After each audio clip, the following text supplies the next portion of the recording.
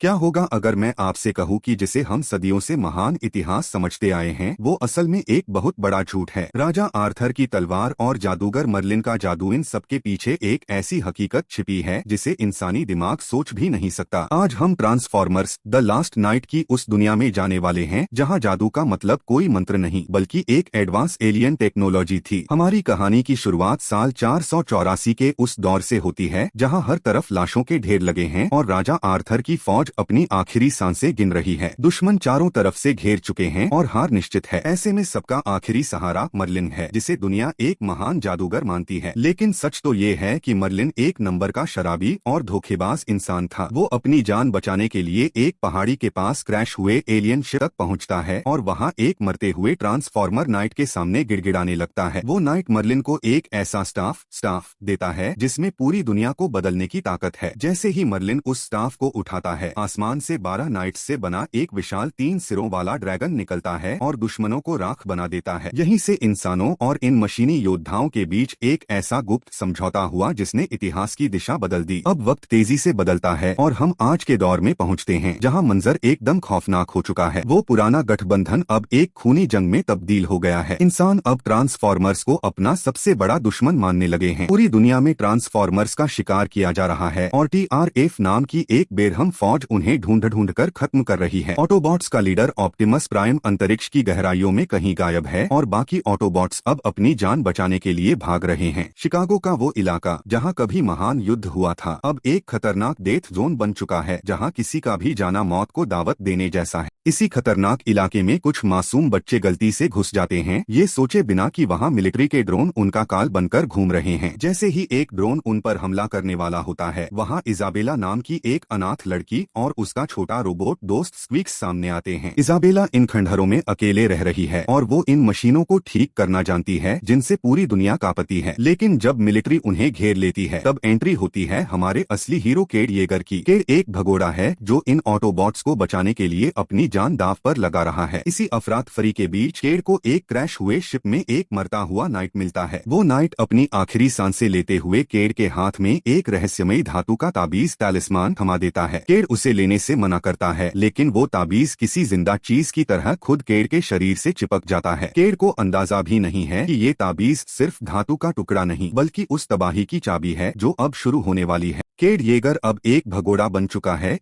वह तालिस्मान जो उसके शरीर से चिपका है वह उसे चैन से नहीं रहने दे रहा क्योंकि वह उसके शरीर से हटने का नाम ही नहीं लेता। 3-4 मिलिट्री और TRF उसे पकड़ने के लिए एड़ी चोटी का जोर लगा रहे हैं। इसी बीच केड के कबाड़खाने में एक अजीबोगरीब रोबोट की एंट्री होती है। 4 इसका नाम है कोगमैन। कोगमैन छोटा है लेकिन उसका गुस्सा और उसका अंदाज हैरान करने वाला है। 4-6 वह केड को बताता है कि उसे इंग्लैंड जाना होगा क्योंकि उसके मास्टर सर एडमंड बर्टन उसका इंतजार कर रहे हैं। 4-7 कोगमैन के मुताबिक केड को एक बहुत बड़े मिशन के लिए चुना गया है और अगर वह नहीं गया तो पूरी केड हिचकिचाता है लेकिन हालात उसे मजबूर कर देते हैं। दुनिया तबाही के रास्ते पर होगी। 4-4-4-8 वह अपने ऑटोबोट दोस्तों के साथ इंग्लैंड के लिए उड़ान भरता है। इंग्लैंड की एक आलीशान हवेली में केड की मुलाकात सर एडमंड बर्टन से होती है। वहाँ एक और खास किरदार मौजूद है, विवियन वेम्बली, जो ऑक्सफोर्ड में इतिहास की प्रोफेसर है। 9-10 सर एडमंड बर्टन कोई साधारण इंसान नहीं है बल्कि वे विटविकन्स नाम के एक गुप्त समाज के आखिरी सदस्य हैं। 9-11 यह समाज सदियों से ट्रांसफॉर्मर्स के इतिहास और उनके धरती पर आने के राज को छिपाकर रखता आया है। 12-13 एडमंड एक चौंकाने वाला खुलासा करते हैं कि दुनिया की हर महान हस्ती, चाहे वो शेक्सपियर हो, लिंकन हो या आइंस्टीन, इन सबके पीछे ट्रांसफॉर्मर्स का हाथ था। 12 वे प्राचीन काल से ही हमारी दुनिया की रक्षा कर रहे हैं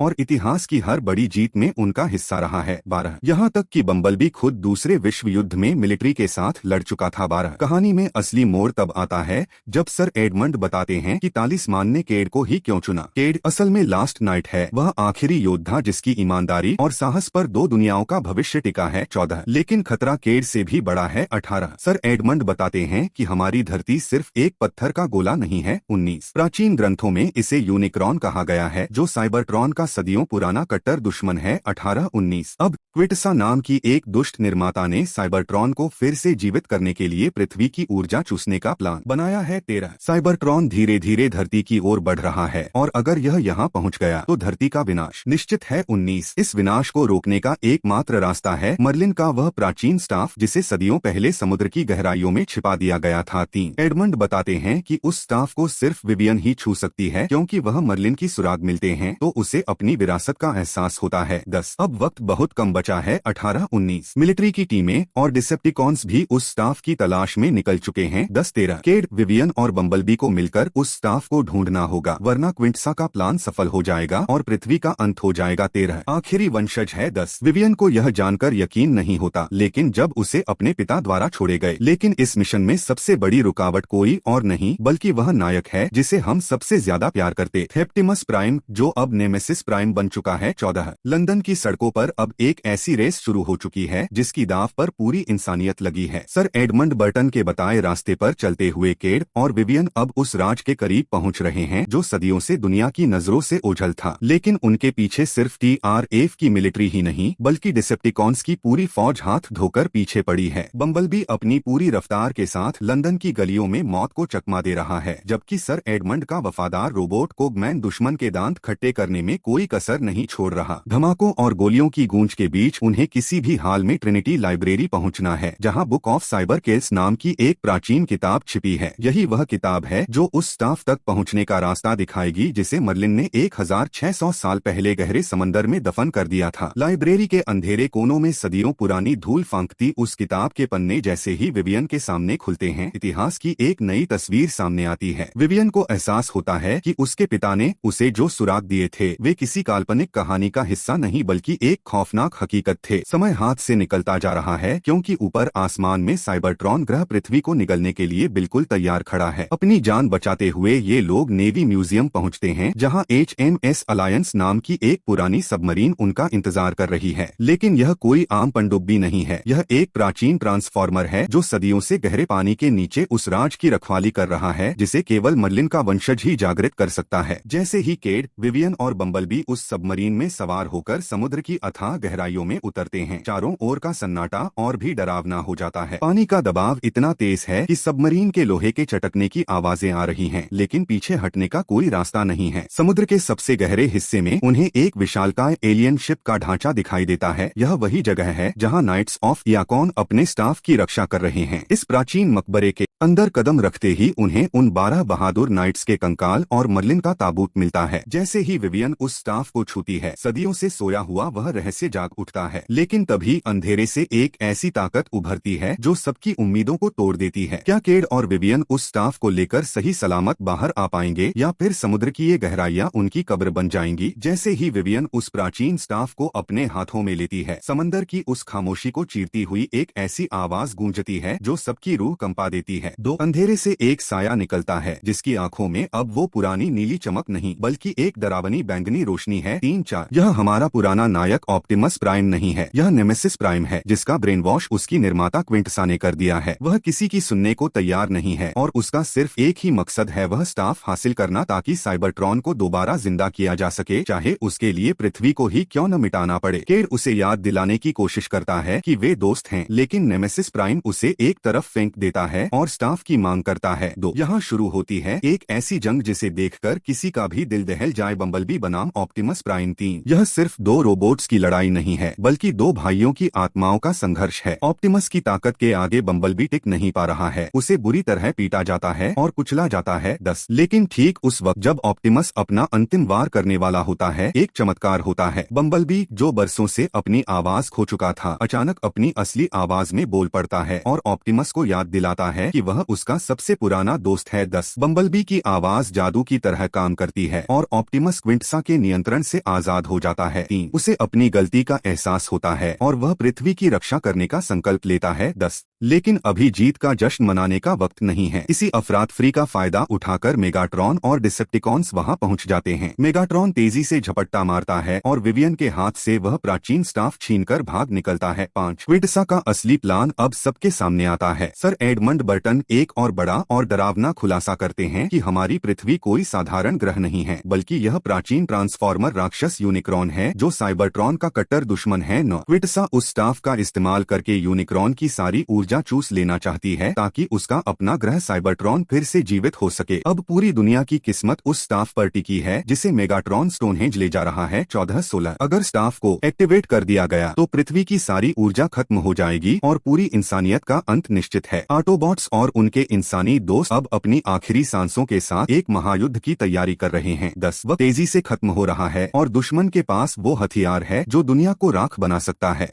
अब वह घड़ी आ चुकी है जिसका डर सदियों से था। आसमान में कोई सितारा नहीं बल्कि एक पूरा ग्रह साइबरट्रॉन पृथ्वी को निगलने के लिए खड़ा है। 2 क्विंटसा की मशीन चालू हो चुकी है और पृथ्वी जो असल में यूनिक्रॉन है उसकी जीवन ऊर्जा को तेजी से खींचा जा रहा है। 3-4 अगर अगले कुछ मिनटों में इसे नहीं रोका गया तो यह नीला ग्रह हमेशा के लिए एक बेजान पत्थर बनकर रह जाएगा। हवा में उड़ते हुए जहाजों और ऑटोबॉट्स की फौज मौत को मात देने के लिए आगे बढ़ रही है। ऑप्टिमस प्राइम जो अब फिर से हमारा रक्षक बन चुका है अपनी ड्रैगनरी सेना के साथ हमला बोल देता है। 5 मेगाट्रॉन और क्विंटसा की सेना ने इग्निशन चैम्बर के चारों ओर लोहे की दीवार खड़ी कर दी है जहां धमाकों से आसमान गूंज रहा है। इस महायुद्ध के बीच असली चुनौती विवियन को उस चैम्बर के केंद्र तक पहुंचाना है क्योंकि मर्लिन के उस स्टाफ को केवल वही छू सकती है। केड येगर और विवियन उस उड़ती हुई एलियन मशीन के अंदर घुस जाते हैं जहां गुरुत्वाकर्षण भी उनका साथ छोड़ चुका है और हर कदम पर मौत का साया है। 9-10 इधर मैदान जंग में सर एडमंड बर्टन अपनी आखिरी सांस तक दुश्मनों को उलझाए रखते हैं ताकि इन योद्धाओं को वक्त मिल सके। 11 इग्निशन चैम्बर के अंदर क्विंटसा अपनी जादुई शक्तियों से सबको घुटनों पर ले आती है यहाँ तक कि ऑप्टिमस भी लाचार नजर आता है। तभी बम्बलबी एक ऐसा जोरदार वार करता है जो क्विंटसा के होश ठिकाने लगा देता है। यही वह मौका है जिसका सबको इंतजार था। विवियन अपनी जान की परवाह किए बिना उस चैम्बर के बीच में कूद जाती है और जैसे ही वह स्टाफ को खींचती है एक तेज रोशनी का धमाका पूरी कलाई को हिला देता है। पृथ्वी की ऊर्जा चूसने की प्रक्रिया रुक जाती है और 2 दुनियाओं की टक्कर टल जाती है। क्विंटसा और मेगाट्रॉन को हार मानकर पीछे हटना पड़ता है। जैसे ही धूल शांत होती है हम देखते हैं कि पृथ्वी बच गई है लेकिन यह अंत नहीं बल्कि एक नई शुरुआत है। ऑप्टिमस प्राइम ब्रह्मांड की ओर देखते हुए संदेश भेजता है कि अब सभी ऑटोबॉट्स को अपने घर यानी साइबरट्रॉन लौटने का वक्त आ गया है। केड और विवियन को अपना मकसद मिल चुका है लेकिन पृथ्वी के गर्भ में सोया हुआ यूनिक्रॉन अभी भी एक अनसुलझा रहस्य है जिसके विशाल सिंह आज भी जमीन से बाहर निकल रहे हैं। 2